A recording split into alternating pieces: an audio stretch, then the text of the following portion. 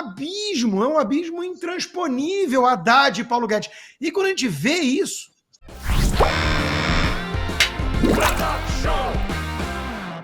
Haddad, da Fazenda, disse na manhã desta quarta que o governo Lula herdou um problema fiscal de 250 a 300 bilhões de reais de Jair Bolsonaro, com despesas contratadas sem receitas e já com rombo de 62 bilhões de reais. Foi nessa audiência, feita hoje na Câmara dos Deputados, ao responder a questionamentos do deputado Felipe Barros, do PL. O Haddad disse ainda que Lula é campeão de cumprimento de metas fiscais e inflacionárias. Salles.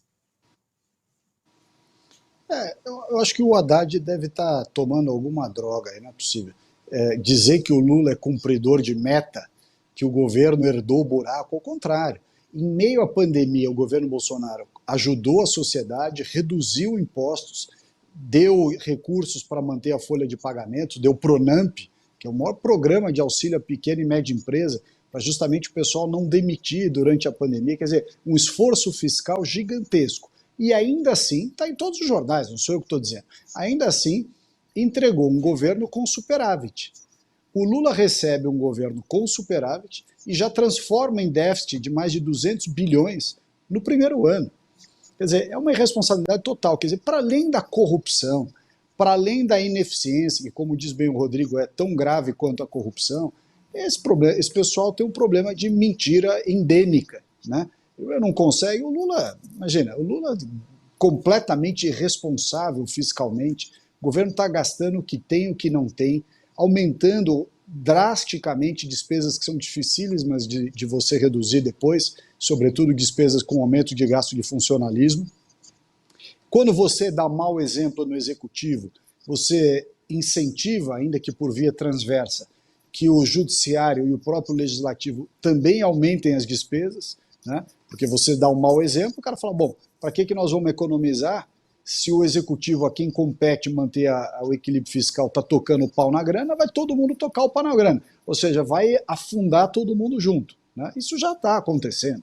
Não precisa vir o Haddad falar besteira aqui na Câmara dos Deputados. Então, esse é um assunto evidente, que o governo é gastador, que o governo é irresponsável e que o antecessor, o governo do Bolsonaro, do qual eu fiz parte, com muito orgulho, fez todas as medidas que tinha que fazer para manter a economia funcionando, ajudou setores, e ainda assim entregou um governo com superávit, né, nas contas públicas, que estavam trazendo credibilidade para o país, ou seja, a solvência da conta pública. Hoje, a grande preocupação do mercado financeiro dentro e fora do Brasil, e a melhor pessoa para falar disso é o Rodrigo aqui, não sou eu, é o problema do risco de calote, risco de insolvência. Por que o cara cobra mais juros para emprestar para o Brasil? Porque ele acha que o Brasil não vai pagar. Então o cara cobra um prêmio para poder emprestar dinheiro. Só, como eu acho que você não vai me pagar, só te empresto se for a X% de juros. Porque a menos que isso eu não quero correr risco Brasil. Então o Lula é um palhaço e o Haddad está viajando na maionese.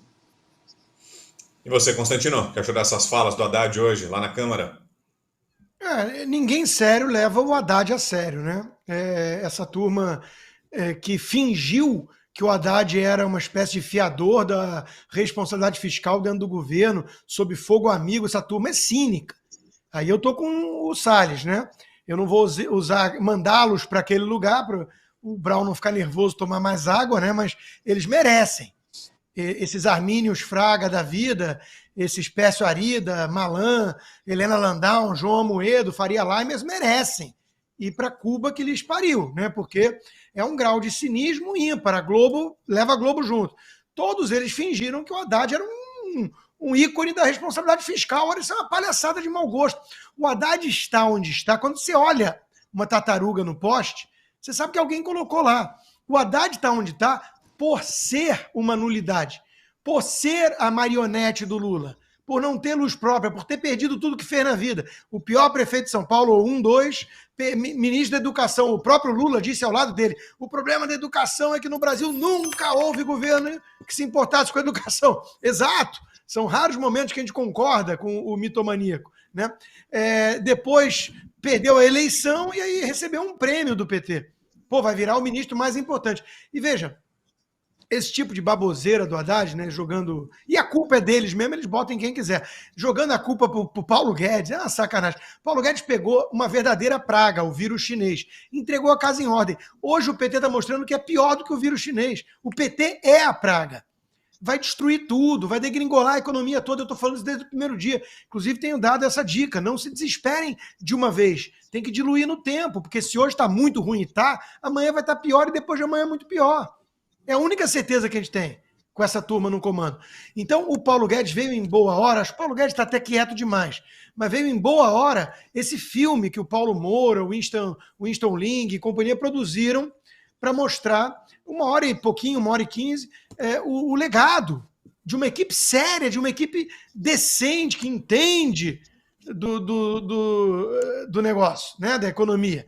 Não é o sujeito ter mestrado em economia soviética, pô, pelo amor de Deus.